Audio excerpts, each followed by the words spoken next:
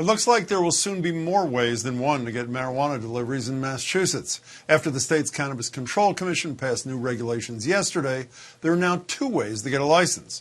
One is for couriers, who would basically act like a Grubhub or Uber Eats for pot, bringing orders from retail dispensaries to customers. The other license is for delivery operators who can essentially act as a standalone company, buying wholesale products, then delivering from their own warehouse. The new licenses are available only to equity program and economic empowerment applicants to start, meaning people who've been disproportionately affected by the war on drugs. And while many cheered the move, others have threatened to sue, arguing the initial statute states only retailers should be allowed to deliver. I'm joined now by Cannabis Control Commissioner Shailene Title, who is among the 3 out of 4 who voted in favor of the new rules and also co-authored the recreational marijuana ballot question. Commissioner, it's good to see you as always. Thank you for having me back. Is this the most important step? We've spoken about the equity issue about 1,000 times with you. Is this the most important step the Commission has taken to actually honoring the mandate from the voters when this thing was passed?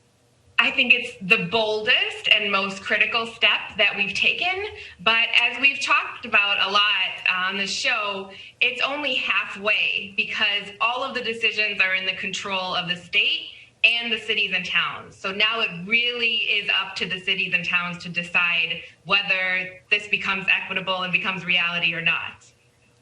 How worried are you? Because we know that there are a lot of stories about these deals that bordered on extortion in some cases, that kept certain people out except for the really big boys in some circumstances. Are you anxious that this will not go from regulation to reality?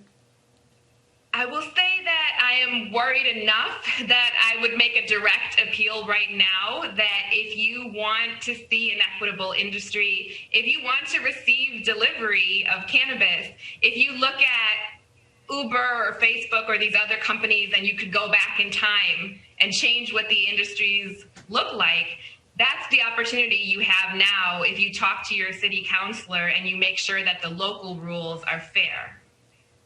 How did you all ensure that these licenses do go to entrepreneurs of color, to people who've been harmed by the war on drugs? What did you do that makes that happen?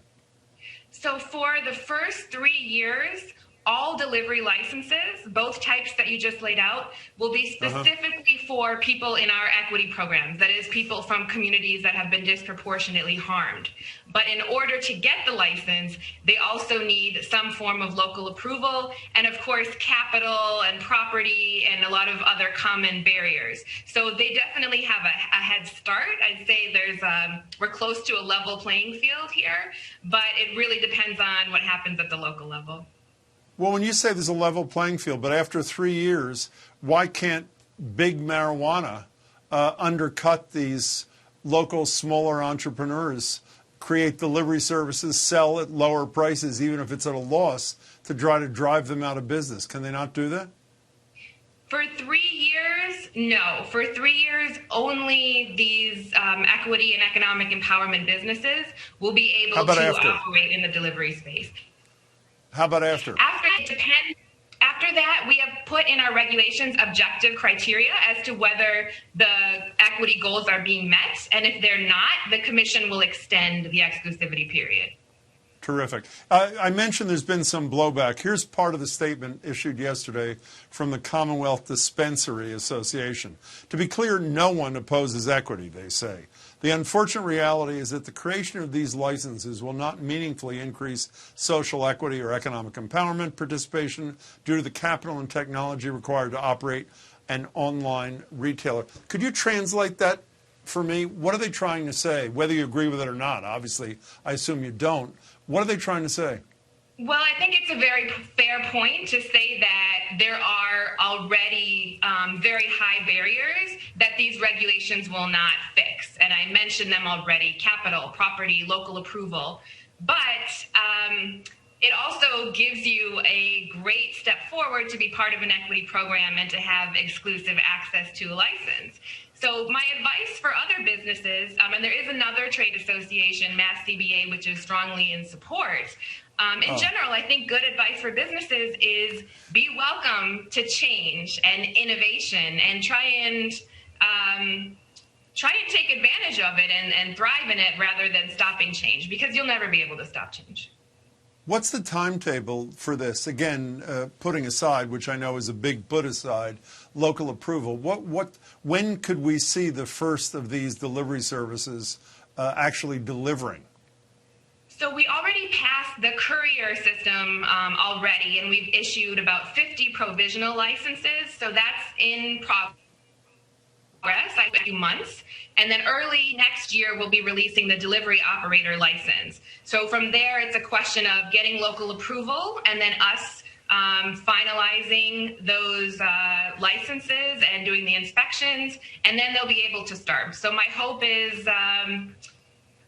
early to mid next year. You know, you're a trailblazer in this field. I think people know you've been nationally recognized. One of the great undertold stories about Election Day, because it was all about Trump and Biden, was that 4 more states, South Dakota, Montana, New Jersey, and I can't remember the 4th, legalized marijuana. The voters did. But what's getting no play is what happened in Oregon, where all drugs, every drug, including street drugs, were decriminalized in small amounts for personal use. Is that something you support? I don't mean the commission. Is that something you personally support, Commissioner? I completely support that. I think it's groundbreaking. I think it's compassionate. And I think it's essentially ending the war on drugs, which most people support. And especially with the overdose crisis, we're seeing very clearly with our own friends and family how people who have problems with drugs are not criminals, and incarcerating them doesn't help. Are you contemplating putting together a ballot question on just that, like Oregon did? Have you been reading my mind?